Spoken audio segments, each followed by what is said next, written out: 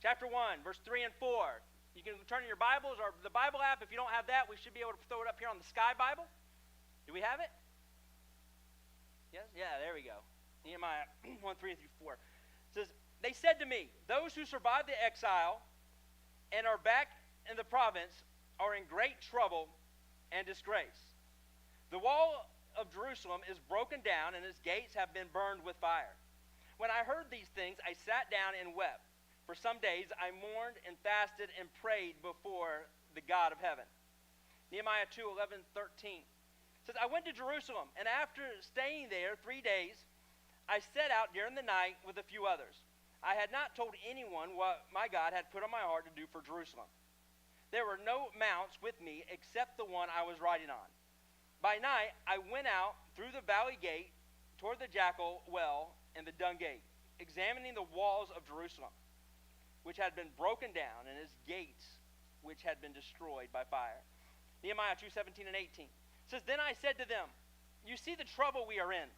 Jerusalem lies in ruins, and its gates have been burned with fire. Come, let us rebuild the wall of Jerusalem, and we will no longer be in disgrace. I also told them about a gracious hand of my God on me and what the king had said to me. They replied, let us start rebuilding. So they began this good work. Let me ask you a question. Have you ever been bothered by something that, in the grand scheme of things, and afterwards you thought, man, that was kind of a little petty thing? But at that moment, that little thing was big, and you absolutely lost it.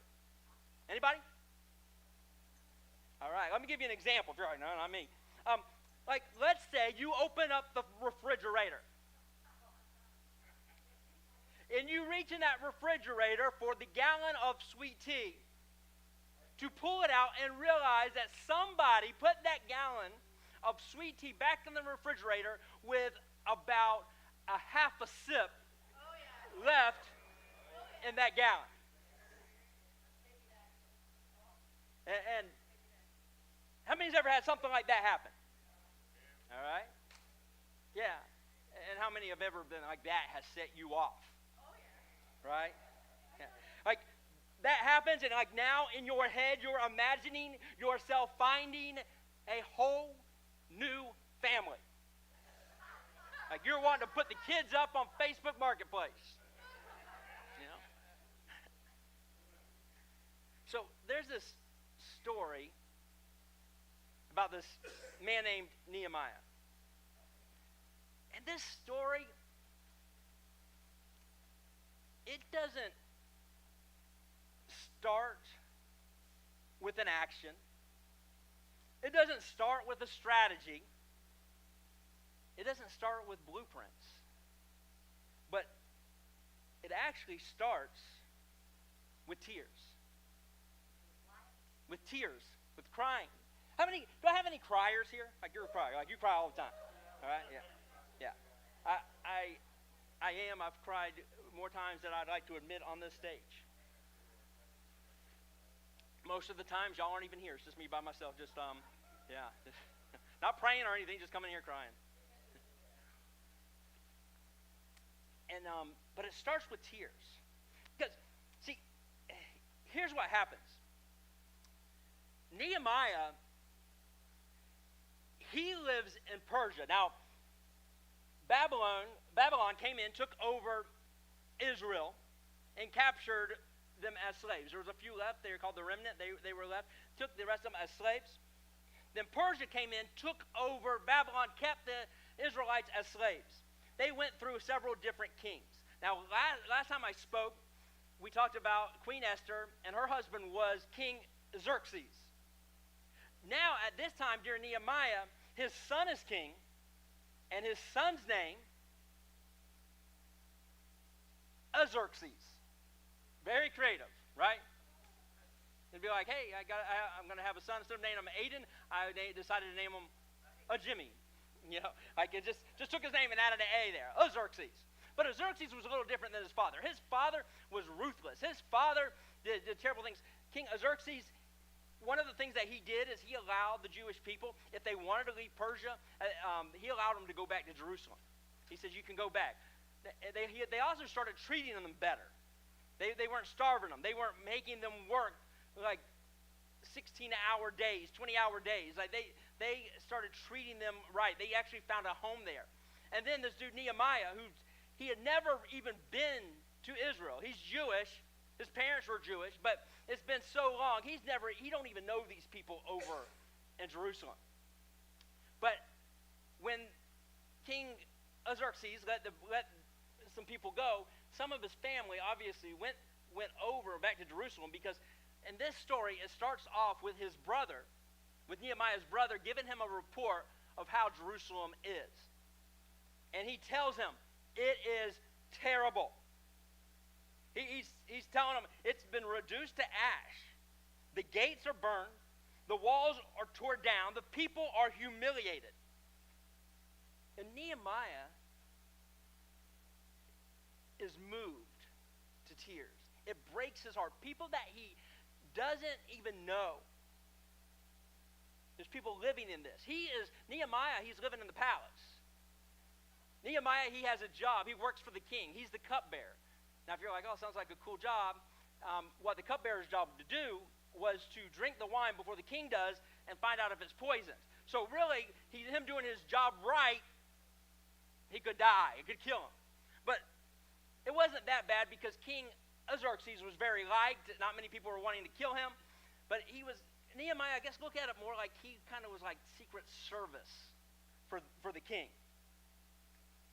But hearing this news, it breaks him. He weeps for days. He doesn't go into a rage. He doesn't panic. He weeps. And then he prays. See, a lot of times we get the weeping down, but then the praying, we don't really, or maybe it's just like a 10-second prayer after the weeping or during the weeping. But he begins to pray. He don't pray just once. He doesn't pray just for a day. He prays for 4 months. 4 months sitting in the rubble before he ever even picks up a brick. And when he finally speaks, he doesn't say, God, remove this pain. Have you ever had somebody come up to you and they say something like, Mark, hey, I'm going through all this stuff, and then you said something like, oh man, I'll be praying for you. Anybody ever said that? Now, this is going to take some honesty right here. How many have ever, after saying that, you start talking to somebody else, and then you lost focus, and you totally forgot, and now it's been 10 days, and you didn't pray one time? How many? Oh, just me. Okay, a few of y'all. Oh, thank you. And then a lot of times how we pray is like, God, help them. God, help Heath. God, like, go to that. And we just kind of put it there, and we put it all on God. And a lot of times, even with us, we just, God, I need to pay my rent. And then you just lay back on the couch and turn Jeopardy back on. Whatever, a lot of times we'll put it on there. I would say if this happened today, if this story of Nehemiah was going on today, this is how I think it would look like. I think that they would tell people about it, and it would be all over the internet. It would be everywhere. And then what would happen? There would be a great move on social media. And you would see people taking selfies of themselves, crying, and then with their hands kind of like this. I don't know how you do it at the same time, but and then you would see pray for Jerusalem. And you get a lot of likes. Or you would see something like a picture of the temple and how it used to look like. And it would say, God's temple gone too soon, crying face emoji. And you would have that, and it'd be sharing, and it'd go viral, and you'd have all these things, but nothing would actually be getting done. Because let's face it, most of the time, we're so preoccupied with what's going on in our lives that it's hard to put ourselves in somebody else's shoes. And I'm not picking on anybody. Let's be fair. We got stuff going on. And you don't know what's going on in the person's life next to you or the next person's. But a lot of times we get so focused on us, that we don't really have any time left for somebody else. Especially somebody all the way on the other side of the world. And here's Nehemiah. His heart breaks. He prays for days, prays for months, and then when he says something, he's not like, God, just help those people in Jerusalem. My brother says it's bad. But he prays how I would say we should be praying. He says, God, put me in a position where I can do something about it. Most of the time, like, we don't want to actually have to get our hands dirty. You know, I'm not really called to do that. Yeah, I'm not really, I'm not really called to go and clean somebody's house that is sick and really bad shape and can't do that. I'm not really called for that. I'm not really, God didn't really call me to make spaghetti for that family that something major happened in their lives and their life will never be the same. I don't know. I think God didn't really call me to do that, But if you want me to share a testimony and you want me to, stand up and be the spotlight of everything and put me on social media and all that, yeah, I'm going to do that.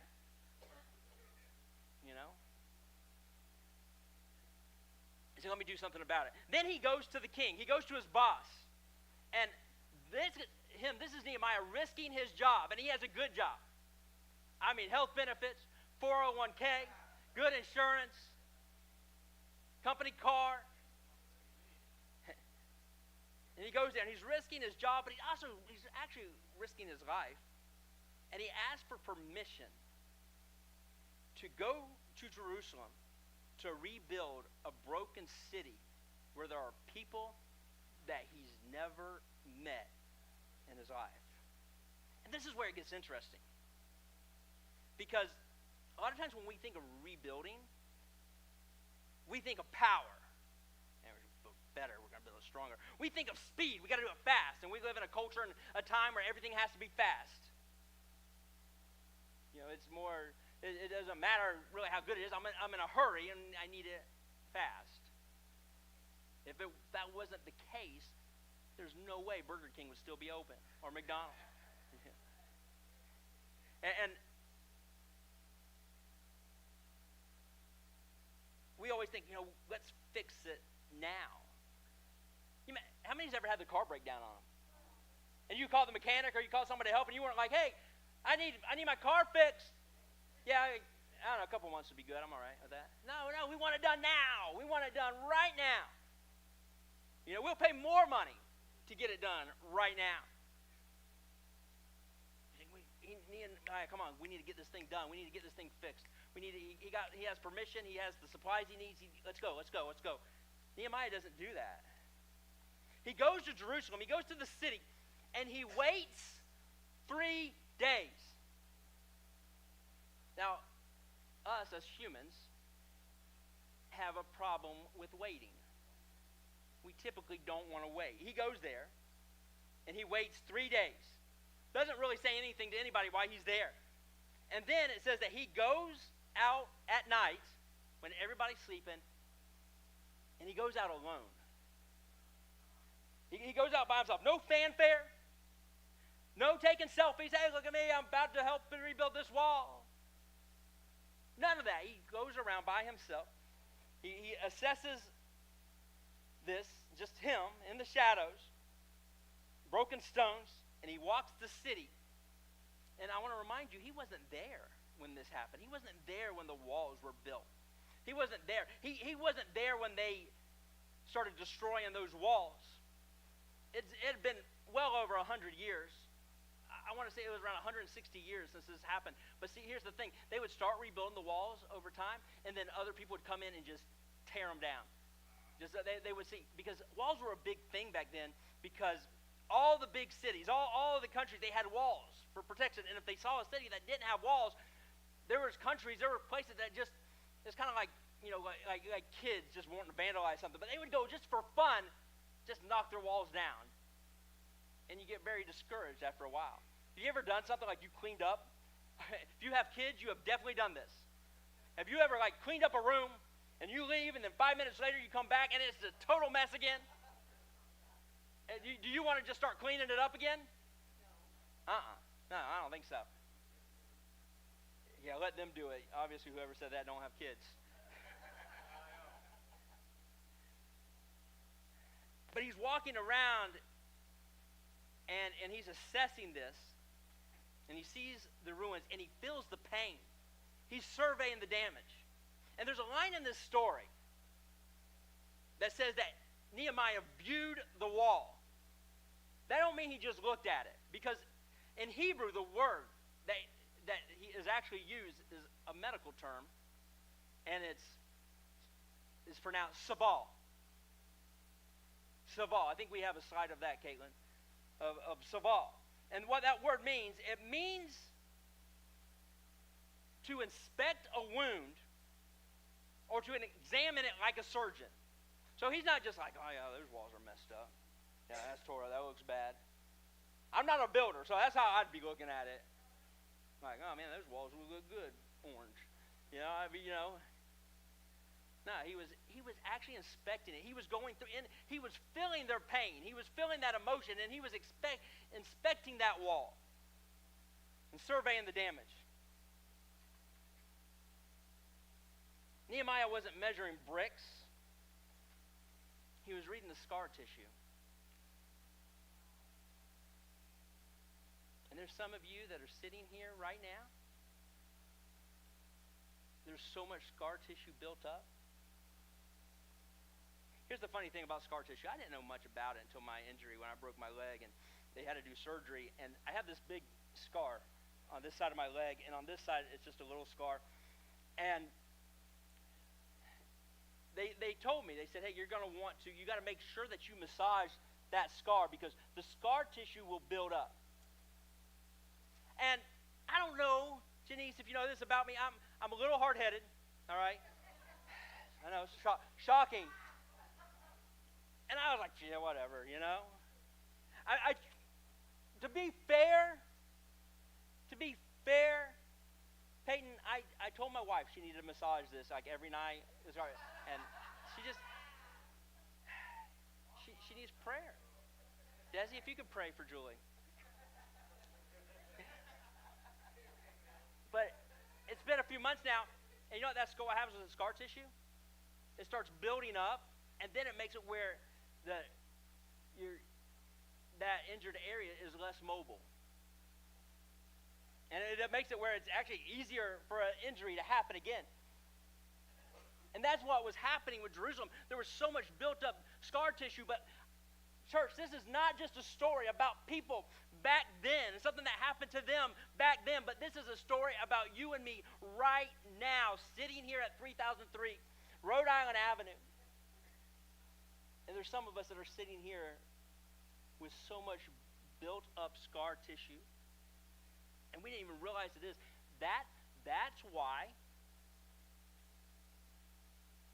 when there is a plea and say, hey, we need somebody to help with greeting people, that scar tissue sets in and says, you remember the last time you got involved in a church?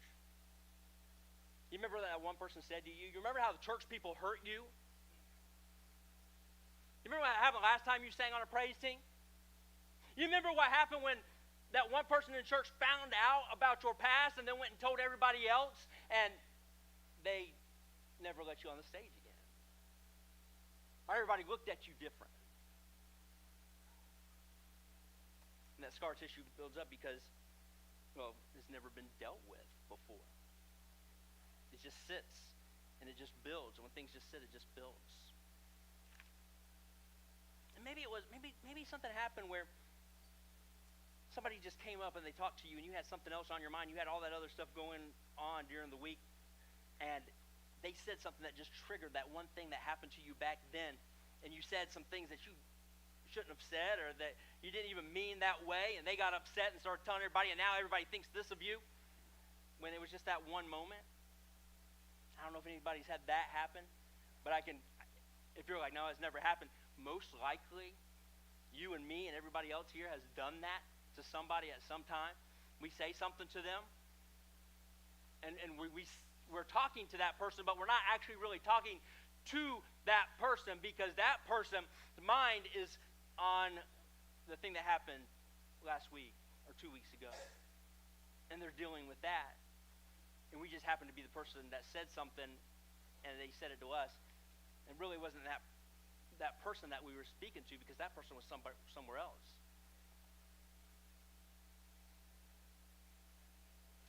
And I don't know if you know about this too. Is hurt people hurt people.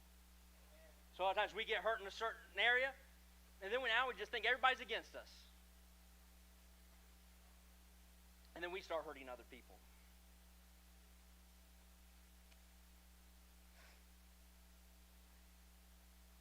And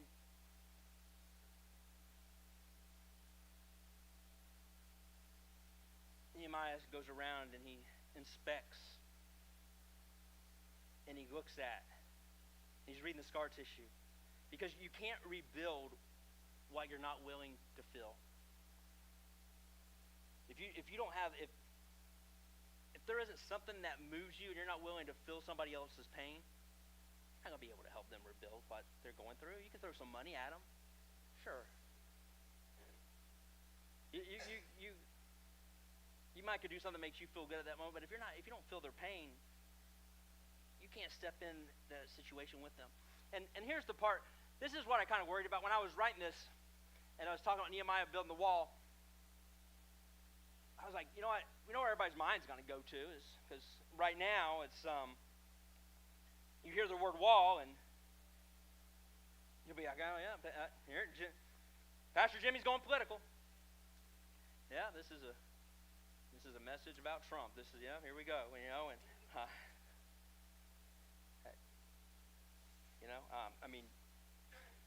we've got walls in our headlines, walls in our politics, walls in our minds. But this kind of wall in Nehemiah, it's not that kind of wall. See, this wall isn't built necessarily just to keep people out. It's built so that people who have been broken can finally feel safe again. This wall is a framework for revival. This wall makes worship possible again for the people of Israel. Did you know that without the walls there, they couldn't even go and worship, because somebody else from the other cities would see them worshiping, and they would go and disrupt it because there was no walls, so they could just walk in and disrupt their worship. So it had been years since they could properly even worship. This wall says to the next generation, hey, you don't have to live among the rubble anymore. Because it's easy to confuse protection with exclusion. And what if the wall is not the problem? The why is the problem. Because if we're building out of fear, we're not building for the right reasons, and we're not properly building. My question is, are we building out of fear, or are we building out of faith? Are we building out of anger? Or are we building from a vision? Nehemiah's wall didn't say, you don't belong here, but it said, hey, to the people of Israel, you belong again, because it was giving them back their identity. And here's what moves me the most about this, and I think a lot of you can relate, and if you don't hear anything else, hear this. He doesn't show up with a sermon. He doesn't guilt them. He doesn't blame them. He doesn't go there and go, man, you guys really blew it. Look at the shape this wall is in. You guys couldn't do anything about this? Well, I'm here to help. I'm going to be your hero. No, he didn't say. He just says, you see the trouble we are in. He adds himself into the story. You see the trouble we are in. Not the trouble you are in. You see the trouble that we are in. And then he says, come, let us rebuild. I'm here to help you. I'm in this with you. We're going to rebuild this thing together. No shame, just invitation. No spotlight. He just comes in. He has a plan. He has just blueprints. Someone say, hey, I got a plan. I've been praying about this. I've been praying over this. I took 4 months to pray. I made plans. I got us material from the king. From the king's forest, I have material. They're going to be bringing it in here from Persia. We're going to build this thing. It's not just saying it. You ever had somebody give you, like, they get you excited and say, oh, I'm going to do this for you. I'm going to do this for you. I'm going to do this for you, but they never come through? Like they're just saying it. They're just saying, yeah, I'm going to do this. I'm going to do this. I'm going to do this. Nehemiah comes in, and he says, I'm not just saying I'm going to do this. I've been coming up with a plan. I've been praying over this. He's like, I got the blueprints right here. This is how we're going to do this thing. I got material coming. I got tools coming. I know they've been tearing down this wall. I know you've gone through this again. I know you've been at churches that have hurt you before. I know what that pastor said to you. I know what those people said to you. I know. And he comes in. He says, but I'm in this with you. Let's rebuild this thing. He wasn't concerned with what they used to have,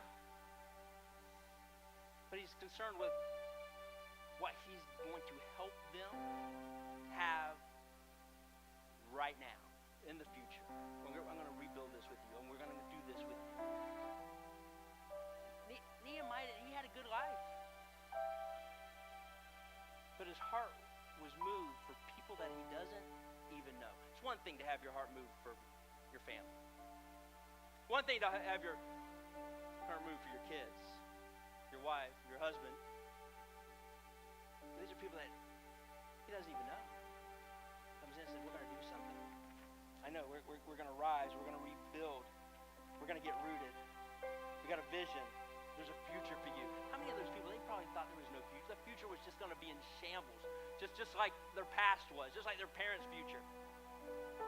Hey, this wall is going to be, we're going to start a revival. We're going to take care of the burden. We're going to take care of the wounds. We're going to pray.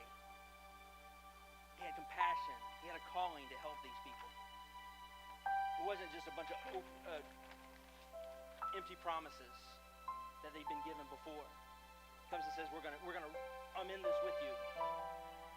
He didn't come in and put a big slogan with signs. He said, let's make Jerusalem great again. He didn't do that. Didn't pass out any hats. No, what he did is said, hey, we're going to rebuild this. We're going to do this. We're going to do it right. He said, let's heal. And maybe for you, maybe you've been living amongst the rubble for so long. You're just at a place where you've just accepted it. You've gotten used to broken things. This is how my marriage is always going to be. We laugh, but we do it. This is just how my kids are going to be. This is how it was for my parents. This is how it's going to be for me. And we just get in this place that we just think this is how life's going to be. It becomes our identity. You've got used to broken things. There's some of you in this room that you've forgotten how to dream.